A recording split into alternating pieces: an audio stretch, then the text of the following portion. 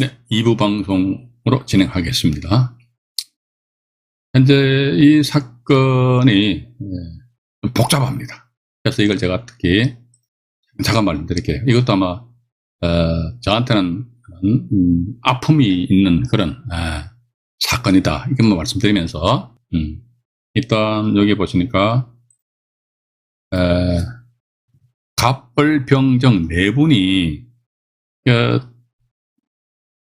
등기부등본상에 이분들 주민등록 그 앞자리 생년 있잖아요. 이걸 보니까 거의 비슷하더라고요. 그래서 아마 친구분 같기도 하고, 매각이니까 이분들 경매 절차를 통해 가지고 각각 4분의 1씩 전체인데 지분을 해가지고 이분들이 이 부동산을 소유권 취득을 했어요.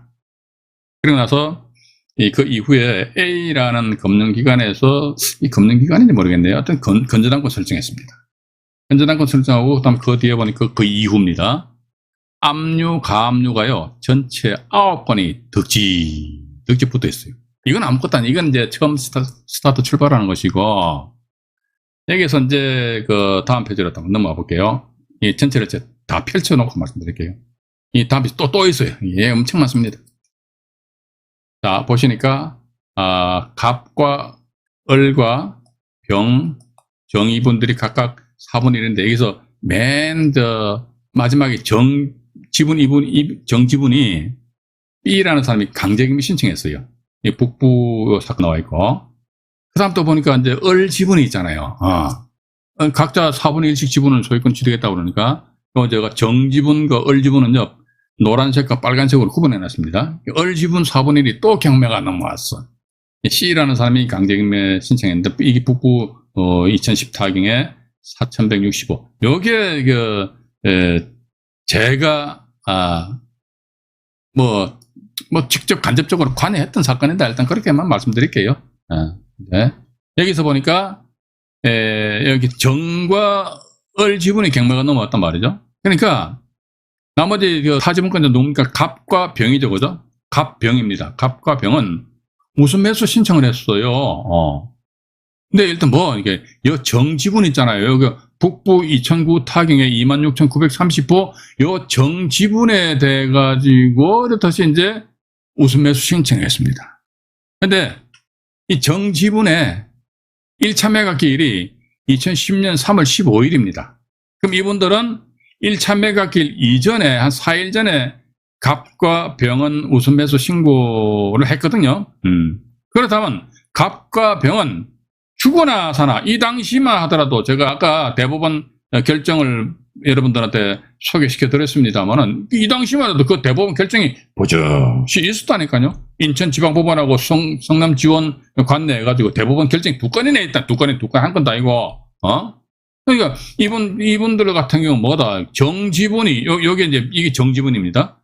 정지분의 1차 매각기일이 3월 15일인데 4일 전에 우선 매수 신고를 했어요. 1차 매각기일 이제 아무도 응찰 안 해서 유찰. 네? 그 다음에 보니까 2010년 5월 17일 날 해가지고 정지분 여기 2차 매각기일입니다. 이때 보니까 D라는 사람, 다른 사람입니다. D라는 사람이 입찰 들어가서 낙찰을 받으니까 그때 가가지고 갑과 병은 우선권을 주장했습니다. 왜? 이때 정지분에 대해서 내가 우선 매수 신청한 사람이야. 그러니까 법원에서마다 알았어. D를 배제를 시켜버리고, 그죠? 갑과 병에 대해 가지고 각각 8분의 1, 그러니까 4분의 1이니까 둘이서 절반씩 이렇게 입찰했단 말입니다. 그러니까 8분의 1에 대한 취득을 했다는 거죠. 이것도 제가 조금 이따 등기부등본 보여드릴게요. 자, 이 상태에서 보는 게, 이제는 또 화면을 지울게요. 지우고 다시 정리를 합니다. 이거 좀 집중해서 잘 들어보셔야 됩니다. 저도 이거 등기부등본 가지고 정리를 할 때 보니까 저도 좀 헷갈리더라고. 근데 이번엔 을 지분입니다. 을 지분이 또 경매가 딱 기입등기 됐단 말이죠. 그러니까 을 지분이 기입등 1차 매각기일이 2010년 11월 1일입니다. 이게 이때 이제 경매 기입등기 되고 나서 요 정지분입니다. 정지분은 요때 1차 기일인데, 이게 을 지분, 그러니까 다시 말씀드릴게요. 갑과 을, 병, 정인데, 여기서 을과 정 지분만이 경매가 넘어갔고 갑과 병은 뭐다 이렇듯이 우선 매수 권리를 행사한다. 일단 그렇게 보시면서 을 지분이 그 경매 신청되고 나서 2010년 11월 1일이 을 지분 매 1차 기일입니다. 이때는 뭐다 갑하고 병 이분들이 다행인지 불행인지 모르겠습니다만은 그 1차 매각기일 이전에 이 사안처럼 말이죠. 우선 매수 신청을 안 했어요. 뭐 이거 안 하셨구나. 그럼 또 그 다음 페이지로 또 넘어갑니다. 전부를 다 펼쳐서 말씀드릴게요. 또 보니까 이제 1차 매각기 1차 기일입니다. 1차 기일 이후에 얼마 안 돼가지고 갑과 병이 또다시 뿅 해가지고 우선 매수 신청을 했어요. 이것도 뭐는 을 지분입니다. 아까 정 지분이 이제 이미 이분 우선 매수 신청해가지고 가져갖고 이제 을 지분 4분의 1에 돼가지고 그래서 이제 요게 사실은 이 날짜에 입찰 들어갔었던 분이 이게 지금 제가 아는 분입니다. 아는 분인데 을 지분 이거 4차 매각기 이게 4차라는 거야 4차. 4차 매각기이란 말이에요. 그러면 그 전에 3차, 2차 이분들 아마 1차 매각기 이후니까 요게 1차가 있고요. 아마 2차, 3차 이렇게 될 겁니다. 그러면 이때 우선 매수 신청했다면요. 2차 매각기일에 자기네들이 우선권을 행사를 하든지 말든지 해야 된다고. 안 했어요. 봐가지고. 아무도 응찰 안 하니까 패스해가 유찰을 시켜버리고. 이 날짜도 아무도 응찰 안 하니까 패스해가 유찰해버리고. 요 날짜 딱 가보니까 그때 이제 우리 편에서 싹 입찰 들어가서 낙찰을 받으니까 그때 가서 갑과 병한 말이지. 나? 이때 우선 매수 신청한 사람이. 이거 완전히 엉설입니다. 지금만 이런 일이 있으면 안 되겠죠? 지금도 있다니까요, 봐가지고. 조금 있다가 제가 이제, 이거 그때 지난 88강에서 소개시켜 드렸는지 모르겠네요. 88강에 소개시켜 드렸습니다. 88강, 끝물에, 됩니까? 창원지방법원 사건 있잖아요. 그 건입니다. 예. 이게 낙찰받자마자, 이 갑병이, 나 우선권 주장한다고 그러니까요. 우선권 주장한 거 인정해줘 버렸어. 하니까 이라는 분이 이분입니다. 이라는 분이 차순위 신고를 했죠. 차순위 신고해가지고 이해관계인의 지위를 가지고 따라서 이해 신청하고 이해 신청하였음에도 불구하고 이 사람에 대해서 매각 허가 일정 사실 자체가 변함이 없으니까 적시항고를 했습니다. 깨져버렸어요.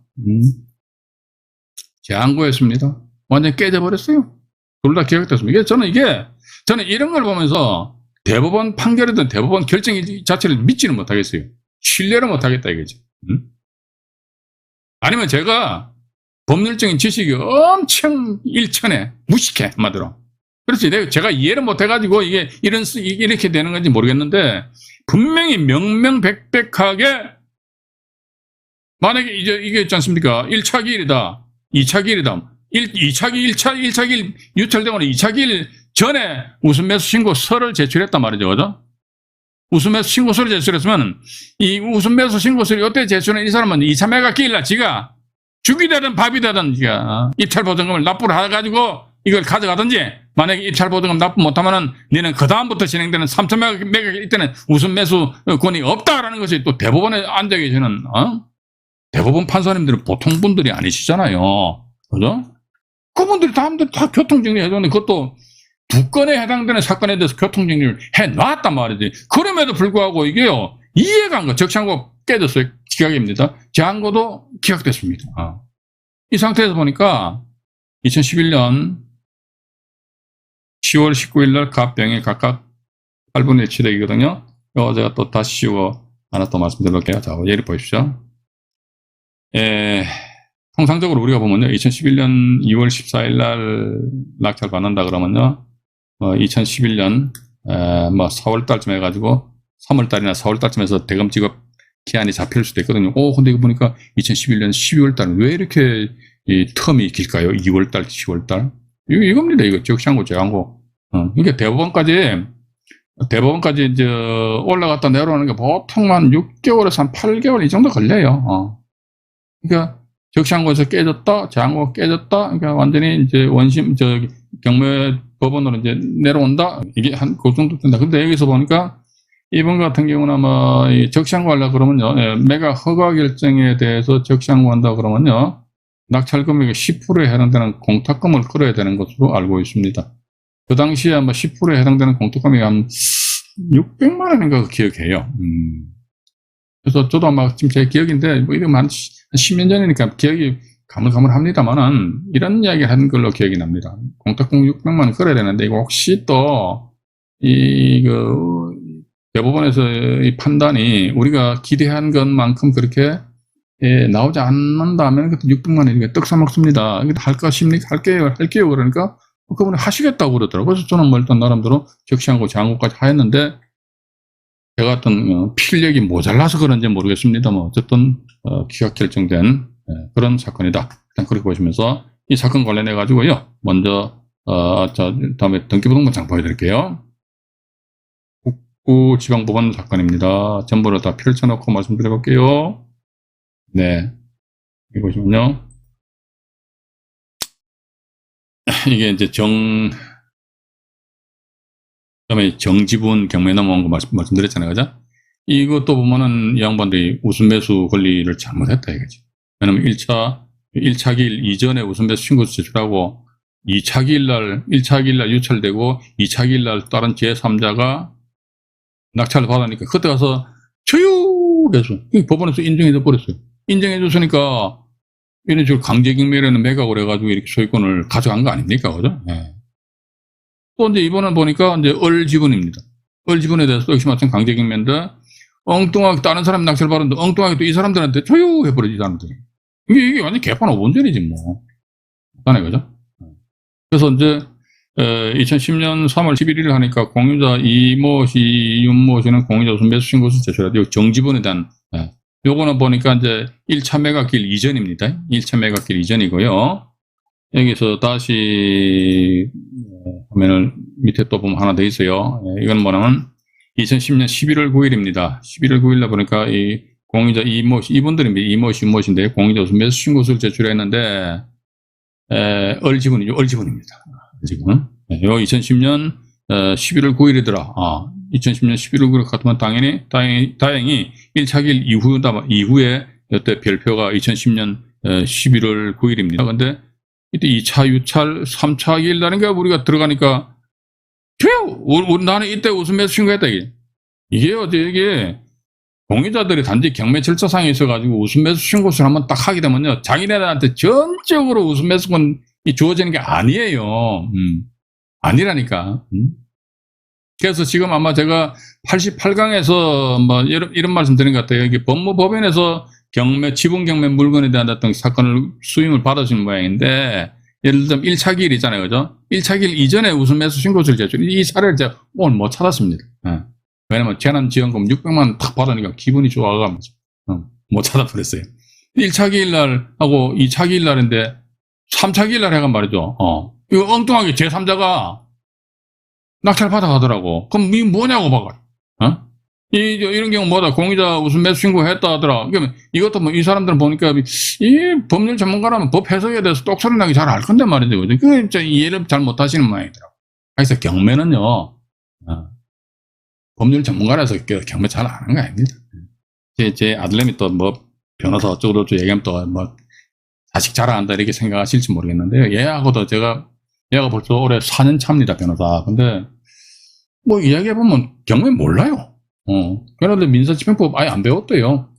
그래서 저는 그래 봅니다. 경매를 모른다 그러면 하지 말아야지. 왜 하냐고. 왜 하냐고 모르는데. 사건을 수임받으면 그때부터 해가지고 막 법전 뒤져가면서 사건을 진행시킵니까? 그거는 안 좋은 거다. 저는 그렇게 보고 있습니다. 자, 어쨌든 봐가지고 이제 이 건 같은 경우 보니까 엉뚱하게 이 의뢰인의 어떤 손해 피해를 입혔다. 근데 이런 물건 같은 경우는 오히려 이분 입장에서 봐가지고요, 이 지분을 낙찰받은 거 있잖아요. 이 우선 타지분권자한테 팔아먹기 참 좋아요. 왜? 그러니까 아마 분명히 법무법인 척하고 이제 이야기 했겠죠. 그러니까 이때 우선 매수합시다. 이게 당신 이제 지분 우선 매수할 권리 있어요. 있다 이거 알았다 이거지. 그럼 뭐다, 이 날짜 낙찰 받은 사람이 있다고 3차 매각길라 낙찰 받았으니까 상당히 뭐 그래도 되게 저렴하게 낙찰 받았을 거 아닙니까? 그죠? 그걸 가지고 어떻게 1차 길라 최저 가격이 만약에 예를 들어 1억이다. 2차가 그럼 8천만 원이고 3차가 6,400만 20% 세감된다. 6,400이잖아요. 그죠? 그럼 3차 길라 예를 들어 내가 뭐 7,500만 원에 낙찰 받았다 치자 이거지. 7,500만 원에 낙찰 받더라도 내 이 지분 낙찰 받은 것을 상대방한테 팔아먹을 때는 가격을 얼마 부른다? 1억 불러야지. 1억. 그것도 보니까 가격 시점이 지금 기준에서 1년, 2년 전이다 그러면 1억 플러스 알파 더 불러버려야지. 하든지 말든지 말이지. 그죠? 그럼 결국은 뭐다 봐가지고 이 사건을 의뢰다만 피해를 본 그런 결과가 되지 않느냐. 야, 그 법무법인 그걸 딱 그 사례를 보여드려야 되는데 암만 찾아도 안 보이더라고. 안 보여가지고. 의원님 좀 이따 말씀드리라고요. 자, 그럼 이 사건 관련해서 경매 정보지를 또 잠깐 보여드리도록 하겠습니다. 국부 2009 타경입니다.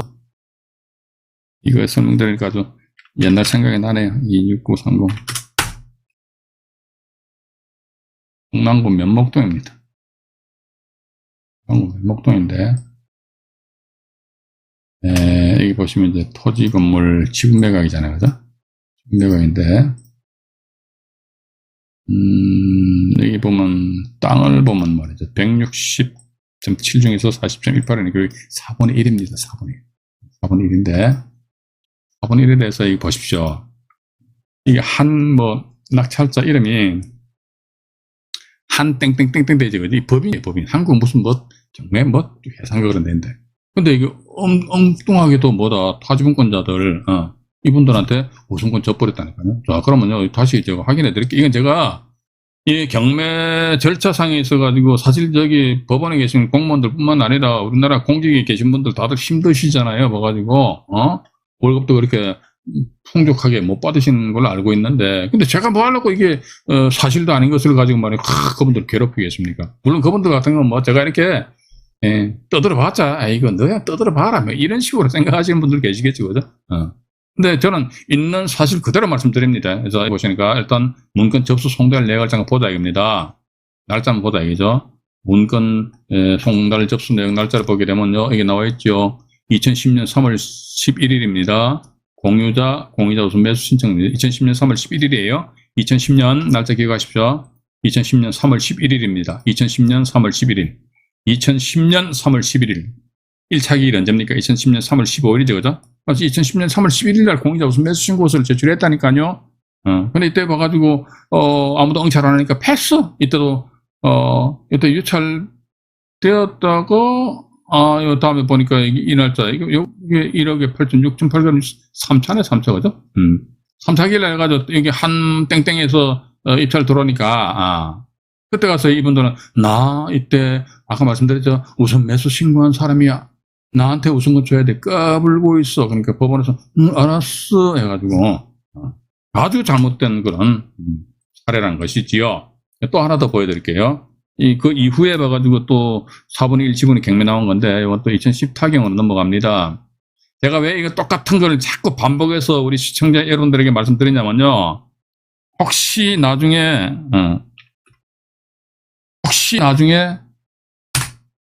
내가 투자를 하는데 이런 경우가 발생된다 그러면요, 여러분들도 한번 끝까지 한번 물고 늘어져 보자 이거죠.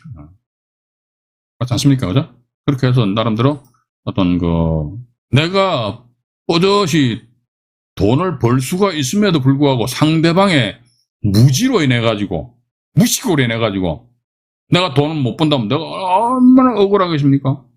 그죠? 아까 말씀드렸죠?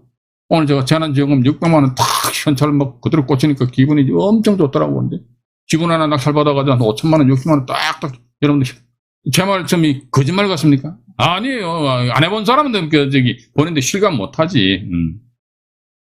한 방에 5천, 6천 딱 꽂힌다 그러면 진짜 괜찮잖아요. 봐가지고 좀 그렇게 봅니다. 자, 이 건도 역시 마찬가지 보니까 이거는 이번에 다른 지분권자입니다. 다른 지분인데 이것도 역시 마찬가지 160 중에서 47%는 4분의 1이에요. 4분의 1 지분이 굉장히 남았는데, 여기서 보시니까 일단 먼저 이분들이 공유자 우선 매수 신고를 언제 했는지 날짜부터 확인해 보겠습니다. 공유자 우선 매수 신고를 언제 했지 해가지고 보니까 공유자 2010년 11월 9일이죠. 날짜 기억하십시오. 공유자 우선 매수 신청서 제출 2010년 11월 9일입니다. 2010년 11월 9일 2010년 11월 9일이란 말이죠. 근데 2010년 11월 1일이 1차 매각 기일이지요. 그러면 2차가 2010년 2000메가짜리 요 사이잖아요. 요 사이에 우선 매수 신고서 제출했단 말이에요. 그러고 나서 보니까 2000메가짜리 유찰. 이분들 분명히 경매 법정 갔겠지요. 가니까 아무도 응찰 안 했어요. 야, 그럼 우리 집에 가자. 2010년 12월 달에 겨울이니까 말이야. 야, 낮술 한잔 하고 집에 갈까? 이렇게 얘기했을 수도 있겠죠, 그죠? 또 2011년 1월 달에 말이지. 또 삐꾸미 법정 북부지방법원 경매법정 가보니까 어머야 또 아무도 응찰하는데 유찰돼 보니 야, 또 집에 가자. 그다음 2011년 2월 달에 삐꾸미 가보니까 뭐 이분이 저 당시 그 다음 카페 회원이었습니다. 4명이 입찰했는데 그중에서 1등으로 6,505만 원에 낙찰을 받았단 말이죠. 그때 가가지고 이 양반들이 이때 나 우선 매수 신고한 사람이야. 까불고 있어. 해가지고 그러니까 경매 법정에서 이분한테 저 타지분권자들한테 우선 권을 인정을 해주니까 그때 낙찰받은 이분 입장에서 봐가지고 차순위 매수 신고하면서 차순위 매수 신고인의 지위를 가져야지만 이해관계인의 지위를 가지거든요. 그럼 이해관계인의 지위를 가져야 되면 이해 신청할 수 있다고. 아무리 이해관계 없는 말이 지나가는 계기 심심하니까 나 저 경매 절차상에서 이해 신청서 제출하면 그 말 됩니까? 말 안 됩니까? 말 안 되잖아요. 그죠? 그러니까 이해관계인의 지위를 가진다면 차순위 신고를 하자 이거죠. 그럼에도 불구하고 법원에서는 이게 허가결정이 났다 이거죠. 허가결정이 나니까 이 허가결정에서 불복한다 이거죠. 적시항고한다면 적시항고에 따른 뭐다 공탁금 얼마? 이 금액이 10%니까 650만 원 정도 됩니다. 650만 원 그 적시항고 깨졌어요. 또 이제 적시항고에 돼가지고 불복해서 재항고했는데 대법원 올라가서 심리 불속행 이게 이상합니다. 이게 뭐 대법원 가면 어지간하면 심리 불속행 기각결정이래요. 이게 뭐 사건도 검토를 안 한 것 같더라고 보니까 650만 원 떡 사먹은 사람입니다. 사먹은 사람이에요. 그래서 저도 이제 이런 걸 보면서 제가 이제 대법원 판례, 대법원 결정 이걸 이제 신뢰를 못 하겠어요. 믿지를 못하겠단 말이에요. 분명히 저 대법원에 그것도 하급심 법무단이고 대법원에서 판사님들 말이지 나름대로 교통정리를 깔끔하게 해놓은 거 아닙니까? 그것대로 따라서 해야 될 거 아닙니까? 그거 왜 안 하냐고 왜? 왜 안 하니까 제 아도난머리로서는 도대체 이해를 못 하겠습니다. 거기서 뭔가 어떤 썸이 있나 모르겠네요. 이런 얘기 이제 더 이상 말씀 안 드리기로 하고요. 어쨌든 이런 게 있었다는 것만 좀 여러분들 좀 이해를 하시고요. 자, 또 보니까 이제 이게 이제 전주지방법원 사건인데요. 이건 그겁니다. 입찰 참여하는 데 있어서요. 공유자 우선 매수 권리를 행사하는데 그 사람이 채무자의 지위를 가지면 입찰 못합니다. 맞죠? 우리가 경매 절차상에 있어가지고 입찰 참여 못하는 사람 누굽니까? 채무자, 대표주자입니다. 그 다음 또 두 번째, 당해 경매 사건을 진행시키는 집행관. 또 세 번째, 경매 물건에 대해서 감정평가사. 이 세 사람은요, 입찰 참여 안 돼. 그런데, 뭡니까? 집행관이나 감정평가사는 본인들이 안 들어가고 물건 괜찮으면 친구든 누구든, 시키면 될 거 아닙니까? 그죠? 근데 채무자 같은 경우는 명명백백하게 입찰 참여 못 한다. 그런데, 그 사람 채무자가 아니고 소유자, 순수한 소유자예요. 예? 순수한 소유자는 뭐 어떤 경우니까 내가 예를 들어 이렇게 보시면 됩니다. 채무자가 A입니다. 그럼 은행을 채권자라고 채권자는 B입니다. 근데 A가 은행 가가지고 나 돈 좀 빌려줘요. 그러니까 B 은행이 A한테 야, 내가 돈 빌려줄 테니까 담보가자 담보. 그러니까 채무자란 말이죠. 아주 절친이 누굽니까? 갑이 친구야. 근데 야, 너 있잖아. 나를 위하여 이 은행에다 담보 좀 제공해 줄래? 여기서 이제 갑은 물상 보증인이라고 그래요. 물상 보증인. 예. 그러니까 갑은 채무자가 아니죠, 그죠? 예. 그러니까 한마디로 보증 서준 사람이지. 예. 보증 서주는 사람은 여러분 절대적으로 보증 서면 안 됩니다. 폐가망신합니다. 이거. 그러니까 채무자 A 이 사람은 당연히 전에 입찰 참여. 근데 보니까 아이고 채권자 B가 말이지 A가 돈을 안 갚는 바람에 갑 명의의 부동산에다 빡 경매 집어넣습니다. 그럼 갑은 뭐다? 자기 집이 현재 경매 진행 중인데 본인이 입찰 들어갈 수 있냐고. 입찰 들어갈 수 있습니다. 왜냐면 갑은 채무자가 아니니까. 근데 A는 두고두고 채무자이기 때문에 입찰 참여 못한다. 일단 그렇게 보시면서 요 사건이 어떻게 됐냐니까요. 전주 요 사건인데 이거 제가 좀 보여드릴게요. 전주 2007 타경 나와 있는데, 갑과 을이 부부였어, 부부. 각각 이게 자기네들 2분의 1씩 지분을 가지고 있었다고. 그 상태에서 보니까 남편이 갑을 하죠, 갑. 갑 지분에 대해, 갑 지분이니까 2분의 1이죠, 그죠? 갑 지분에 대해서 은행에서 남편 지분을 담보로 잡고 돈을 빌려줘 버렸어. 근데 세월이 흐르다 보니까 남편이 돌아가셨어요. 돌아가시니까 이제 갑 지분에 대해서 만화님 을하고 그다음에 자식들 아마 A, B 있었던 것 같아. 예. 이게 빚도 상속이 된단 말이죠. 그죠? 예. 근데 이게 어쨌든 소유권이니까 권리 자체도 상속이 되는데 문제는 뭐냐면 이제 이 은행 만약에 이 은행 입장에서 보면요.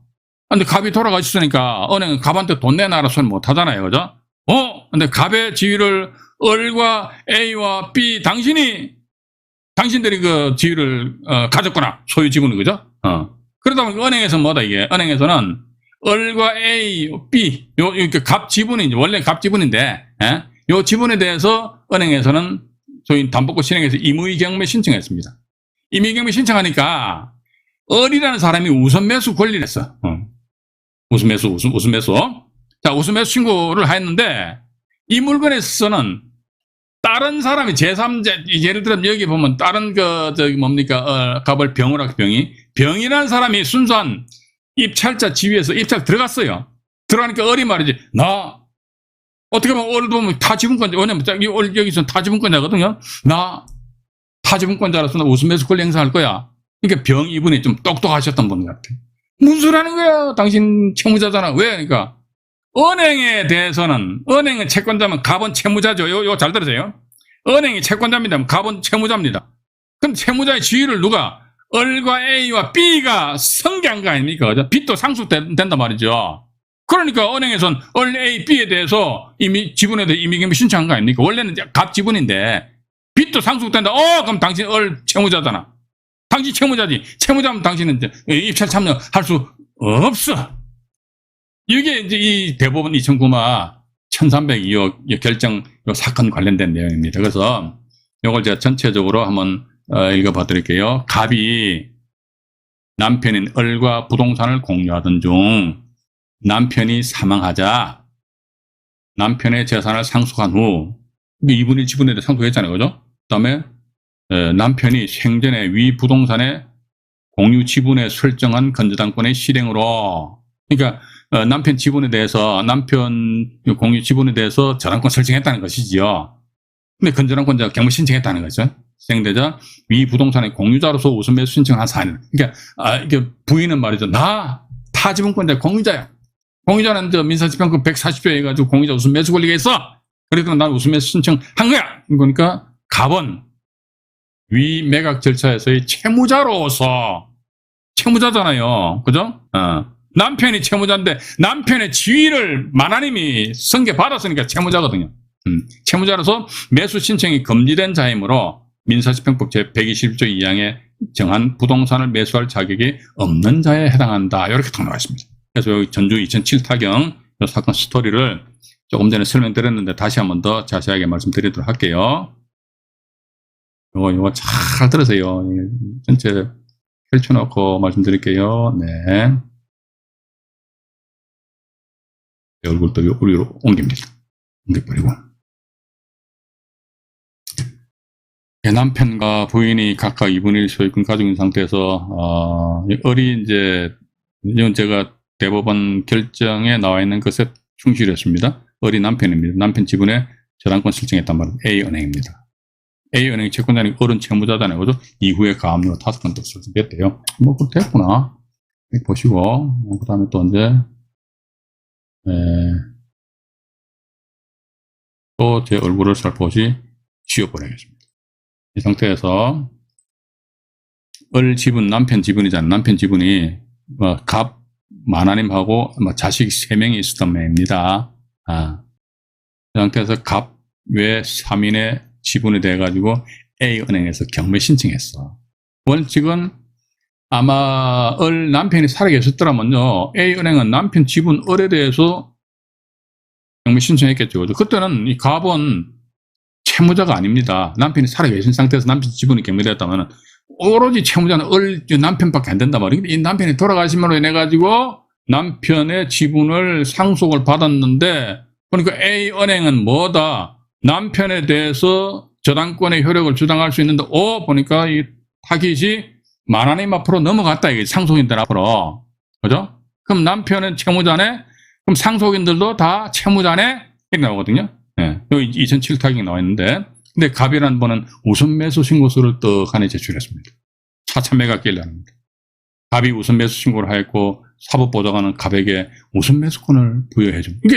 이게 경매법원에서 모른다니까요. 모르니까 자기네들 생각을 막 한다니까. 하고 나서 그 다음에 우리 법원에서 이렇게 집행한 부분에 있어서 이의가 있으면은 다른 절차상에 있어서 다퉈가지고 답을 구해가지고 오라, 이런 식으로 이게 나온다니까요.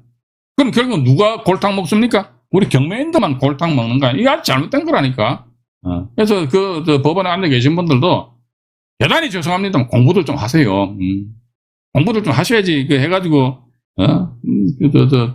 다른 민원인들한테 그 민폐를 끼치면 안 될까 했는데 왜 자꾸 민폐를 끼칩니까? 참 웃기는 사람들이라가지고. 1심에서는 이게 경매법원입니다. 이 갑한테 이 사람은 우선 매수 권리 있어 해가지고 떠내버린 낙찰자는 차순위 신고를 했어요. 즉시 항고를 했습니다. 즉시 항고하니까 여기 이제 원심 결정이에요. 원심 결정인데 1심 결정에서는 우선권 부여한다고 그러잖아요. 1심 결정 취소해버린대. 뭘 부여래, 갑이 채무자인데 말이지. 그러니까 이 사람은 만한님이잖아요. 대법원에다가 재항고를 했습니다. 왜 나한테 우선권을 안 주냐 이거지. 그러니까 대법원에서는 재항고 기각한다. 이거 조금 전 우리 제가 보여드렸던 대법원 결정 내용이 이거잖아요. 그죠? 대법원 2009마 1302호 사건이다. 일단 그렇게 보시고요. 다음 페이지 또 자료가 하나 되는 것 같아요. 여기 전주지방법원 사건 등기부등본 내용입니다. 여기 보시니까 여기 나와 있네요.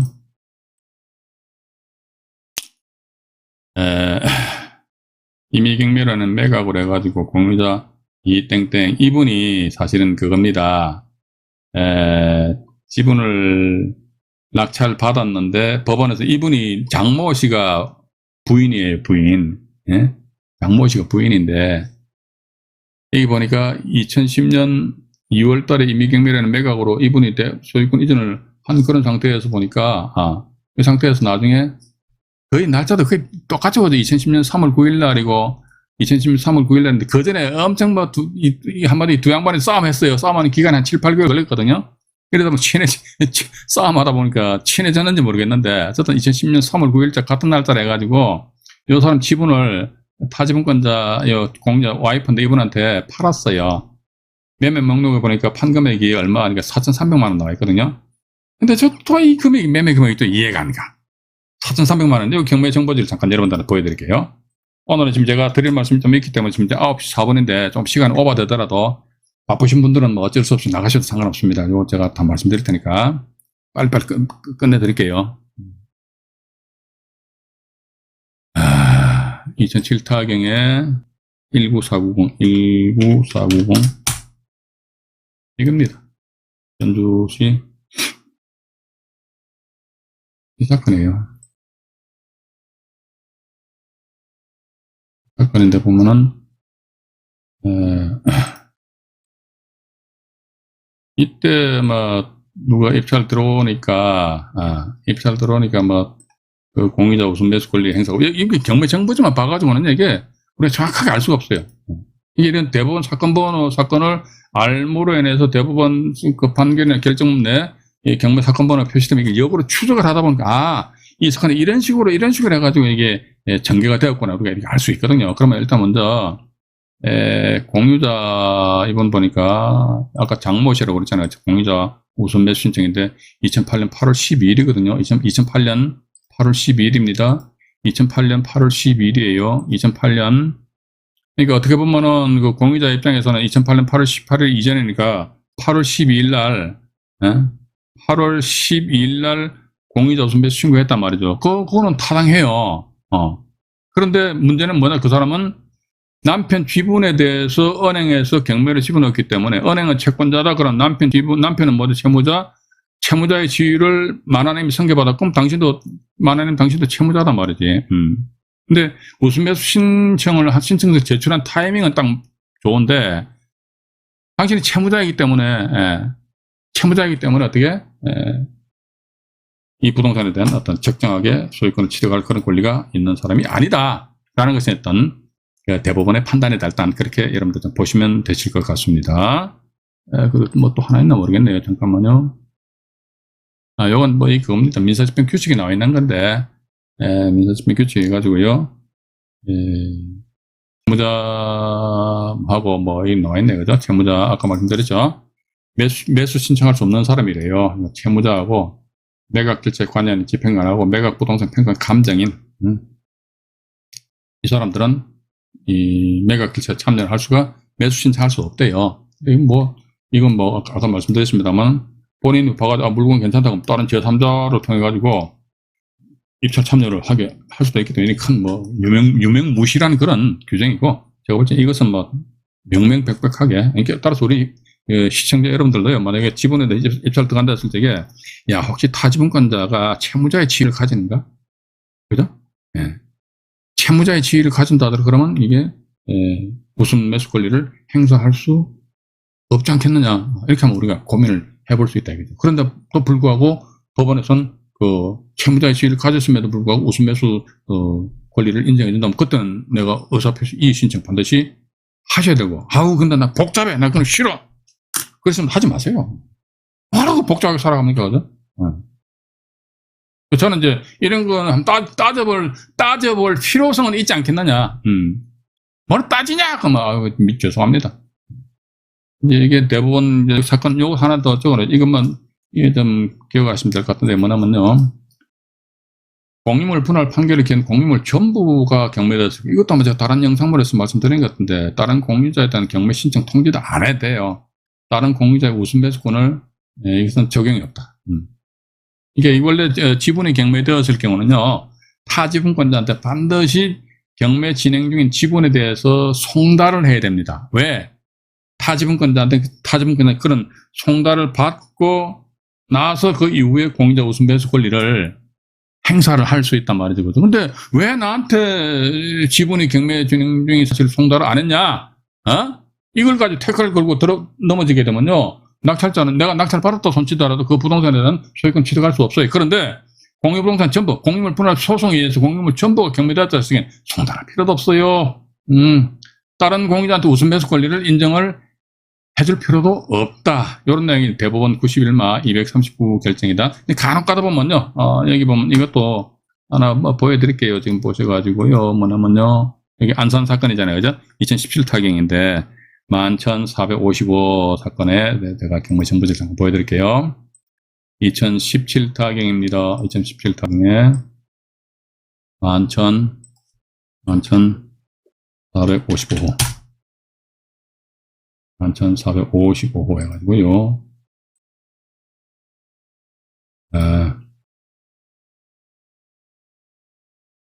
그냥 이게 이제 공유물 분할을 위한 경매예요.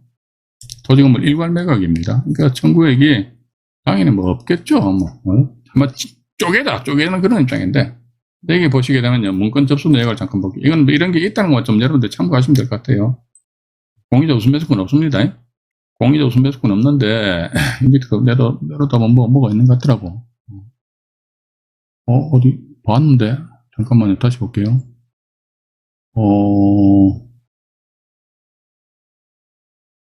여기 있네. 여기 있어요. 소유자 박땡땡 공유자 우선 매수 신고. 이거 뭐 한번 이런 거 제출하면 법원에서 받아는 주는데 참 혈액이 없습니다.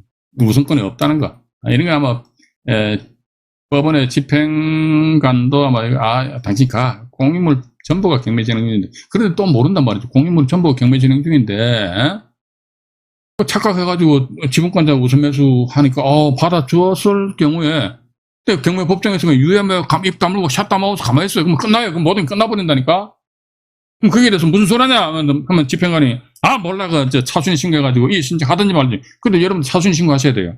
차순위 신고한 상태에서 법원에도 이의 신청, 매각 허브기일 전에 이의 신청 제출하고 이의 신청에 의해 가지고 이 사람은 공유부동산 전부가 경매 진행 중이기 때문에 지분권자의 지위로서 우선 매수 권리는 타당하지 않다 하면서 제가 조금 전에 보여드렸던 대법원 사건본 아니십니까? 그걸 다 명기를 하시자 이거죠. 그럼 아마도 제가 볼 땐 100% 아마 일주일 후에 매각 이분에 대해서 허가는 안 나고 차순위 신고한 나한테 매각 허가 결정이 나지 않겠느냐. 일단 그렇게 보시면 되실 것 같습니다. 오늘은 제가 지분경매 이제 마저 다 끝내고자 하는 바람에 조금 시간이 오버됐거든요. 하고 일단 오늘 여기까지 방송을 진행하고요. 내일 모레 6월 1일이죠. 6월 1일은 이제 뭐 지방선거가 있으니까 우리 앞으로 빨간 날은 다 쉽니다. 6월 1일 쉬고요. 또 6월 6일 또 마침 월요일인데 현충일이네 또 쉽니다. 그래서 아마 6월달 첫 방송은 6월 3일 이번 주 금요일 날 아마 방송이 진행될 것 같아요. 금요일 날 아마 지금 제 기억은 가처분인가 될 것 같은데요. 어쨌든